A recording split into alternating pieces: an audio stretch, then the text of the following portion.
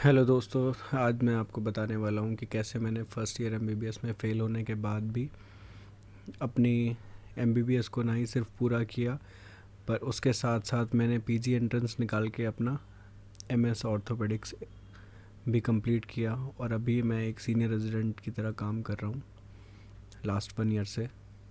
तो मैं अपनी जर्नी शेयर करना चाहूँगा। आई होप काफ़ी सारे लोग जो इस वक्त कहीं ना कहीं उस टाइप की सिचुएशन में फंसे होंगे और उनको नहीं समझ में आ रहा होगा कि क्या करना चाहिए, उनको इस चीज़ से हेल्प मिलेगी।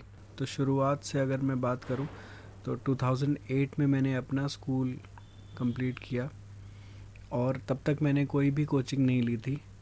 मुझे पता ही नहीं था कि एमबीबीएस में एंटर करने के लिए कितनी मेहनत करनी होती है और किस तरह की कोचिंग की ज़रूरत होती है।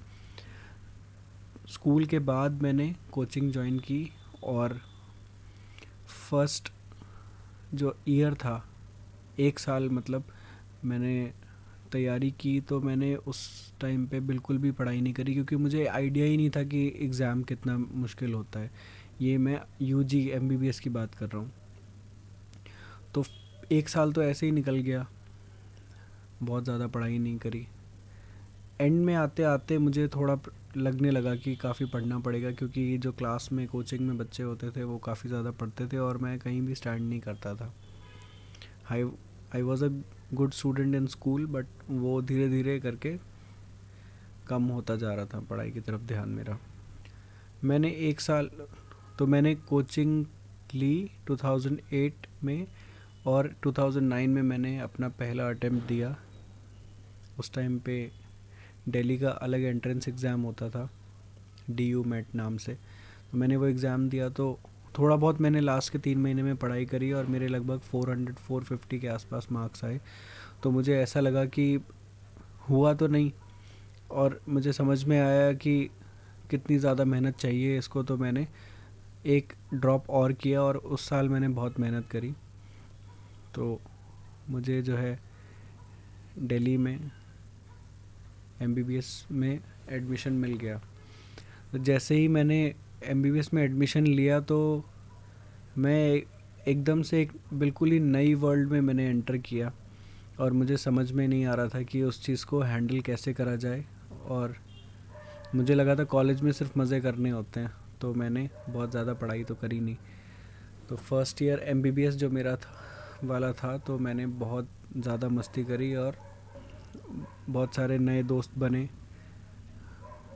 बट मुझे लगता है कि बहुत ज़्यादा जो दोस्ती थी वो उतने मेरी जो कंपनी थी वो उतनी ज़्यादा भी ग्रोथ के लिए अच्छी नहीं थी और मैंने पढ़ाई भी थोड़ी कम करी, जिस वजह से फर्स्ट ईयर एमबीबीएस में मैं फ़ेल हो गया।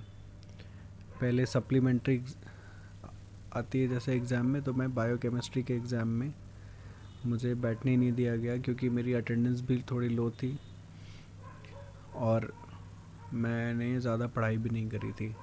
तो वो जो टाइम था मेरे लिए, जैसे ही मुझे पता चला कि मैं फ़ेल हो गया हूँ, अब आज तक तो कभी फ़ेल हुआ नहीं था, ना स्कूल में कभी फ़ेल हुआ।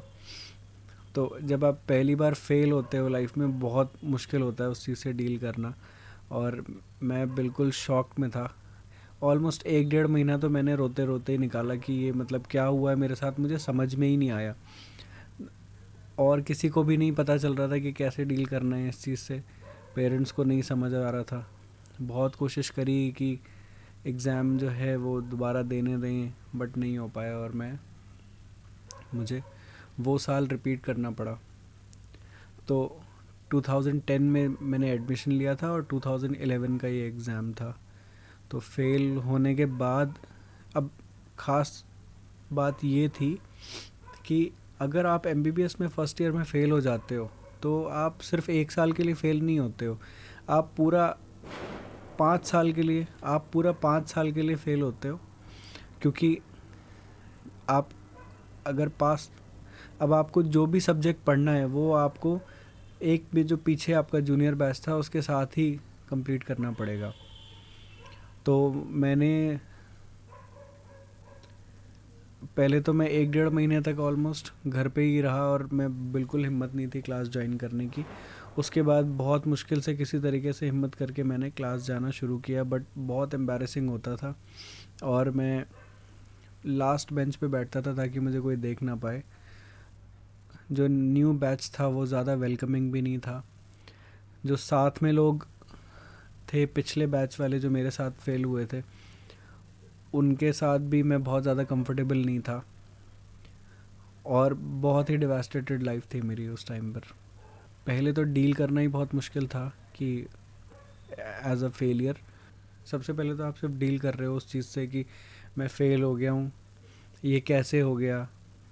और उसके बाद ऊपर से अगर आप कोशिश करते भी हो उस चीज़ को ठीक करने की और वापस से क्लास में जाने की, तो इतना ज़्यादा फ्रस्ट्रेशन था, इतना अजीब लगता था क्लास में जाना कि मुझे कोई ऐसे इसी तरीके से देख रहा है कि जैसे ये तो बिल्कुल बेकार है, मतलब ये फ़ेल हो गया है। फ़ेल कौन होता है? फ़ेल होना मतलब बिल्कुल ही इसके अंदर या तो दिमाग नहीं होगा या फिर ये बहुत ही बेकार इंसान है। मतलब अगर कोई नहीं भी सोच रहा होता था तो ये सब मेरे दिमाग में चल रहा होता था, तो बहुत मुश्किल था इससे डील करना।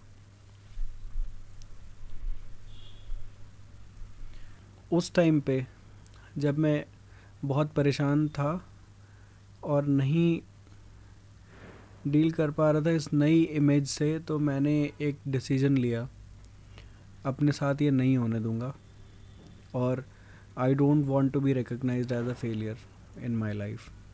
सो I decided that I will work hard again and I will what I could have done best in that situation was, उसको तो मैं चेंज कर नहीं सकता था, जो हो गया वो तो हो गया।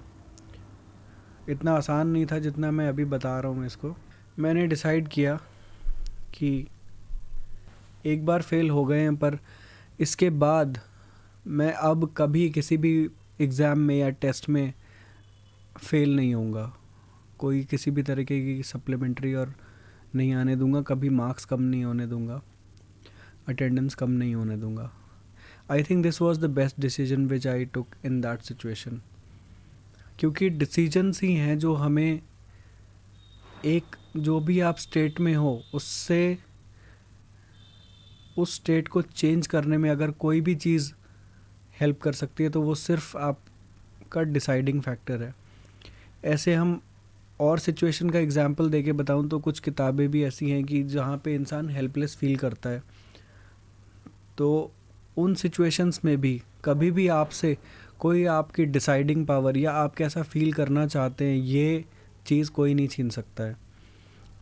आप डिसाइड कर सकते हो कि आप क्या फील करना चाहते हो उस सिचुएशन के बारे में, और आप डिसाइड कर सकते हो कि जो भी आपकी करंट सिचुएशन है वो आपको परसिस्टेंट रखनी है या उसको जैसे भी आगे आपको शेप करना है, चेंज करना है। बट इस चीज़ के लिए आपको बहुत ज़्यादा स्ट्रेंथ चाहिए। वो स्ट्रेंथ जो वो मेंटल स्ट्रेंथ है वो गेन करने में मुझे बहुत टाइम लगा, और वो कहीं ना कहीं मैंने सिर्फ अपने लिए किया क्योंकि और कोई नहीं था उस टाइम पे।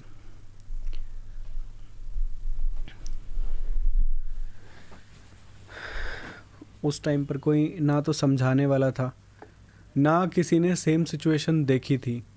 जिसने भी देखी थी, मेरे पास जितने भी एग्जाम्पल्स थे लोगों के जो पहले कॉलेज में फ़ेल हुए थे, उनमें से कोई भी ऐसा अच्छा एग्जाम्पल नहीं था मेरे पास जिनको मैं देख सकूं आगे कि मुझे ऐसे बनना है। कोई पाथ नहीं था, कोई रास्ता नहीं दिख रहा था। उस टाइम पे मुझे फ़ील होता था कि जैसे मैं आज ये वीडियो बना रहा हूँ, शायद अगर किसी ने इस तरीके की वीडियो कोई बनाई होती तो मेरी बहुत हेल्प होती। तो मैं अगर आज ये वीडियो बना रहा हूँ तो कुछ कहीं ना कहीं ये रीज़न है कि मैं पिछले इतने साल से यही सोच रहा हूँ कि बहुत सारे बच्चे ऐसे होंगे जो सेम इस टाइम पे भी सेम सिचुएशन में होंगे और उनको नहीं समझ में आता होगा कि क्या करना है, क्योंकि कोई एग्जाम्पल ही नहीं मिलता आपको। इतना आसान नहीं है और लोग बात भी नहीं करते हैं खुले में आकर अपने फेलियर्स के बारे में।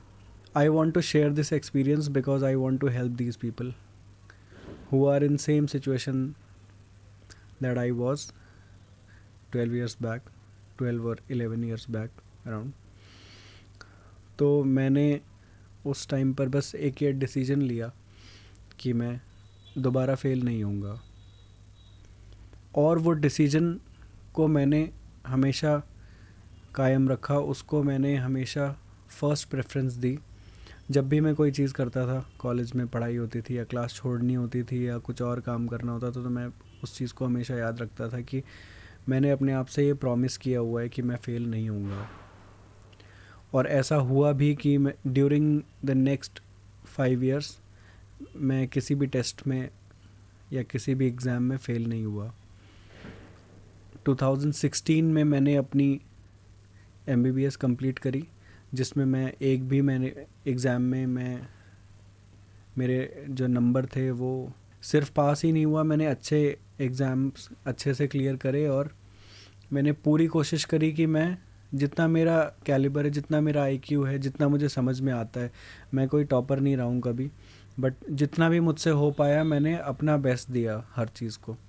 उसकी वजह से स्टडी इन्जॉय भी करी और मुझे लगता है कि मैंने कोर्स किया उसको मैं पूरी तरीके से अपना दे पाया, जो भी जितना भी कर सकता था मैं। और इंटर्नशिप में भी मैंने इंटर्नशिप को एक जो सेट ड्यूरेशन होती है 1 ईयर की, उससे आगे नहीं बढ़ने दिया और मैंने एग्जैक्टली 1 साल में अपनी इंटर्नशिप कंप्लीट करी। ये होने के बाद फिर एक ऐसा टाइम आया जब मुझे डिसाइड करना था कि मुझे PG करना है कि नहीं करना है, और उस टाइम पे बहुत सारी प्रॉब्लम्स भी थी जो मुझे रोक रही थी एग्ज़ाम की तैयारी करने से, बट मैंने फिर भी पूरी मेहनत करके अपना PG निकाला। मैंने डिसाइड किया कि मुझे ऑर्थोपेडिक्स करना है और मैंने उसके लिए खूब मेहनत करी। और 2017 ईयर था जब मैंने नीट PG की प्रिपरेशन की और 2017-18 वाला जो बैच था मैंने मौलाना आज़ाद मेडिकल कॉलेज में डिपार्टमेंट ऑफ ऑर्थोपेडिक्स ज्वाइन किया। मैंने अपनी PG में भी कभी खुद को फेल नहीं होने दिया और मैंने अच्छे से अपना PG MS ऑर्थोपेडिक्स में भी कंप्लीट किया।